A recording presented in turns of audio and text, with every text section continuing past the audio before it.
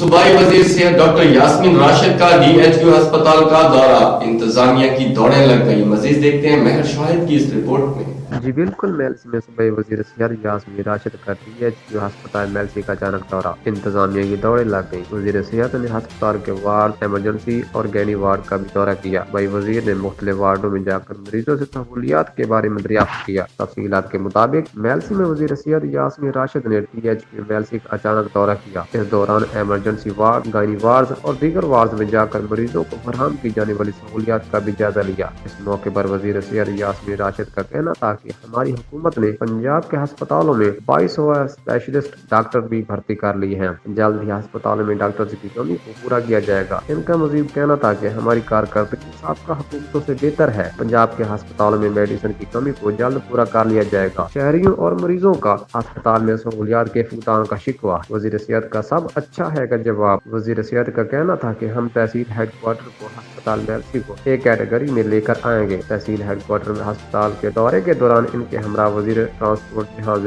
खान चिश्ती और दीगर अहदेदारान भी मौजूद थे। कैमरा टीम के हमरा मार शाहिद, राज न्यूज़, मेलसी।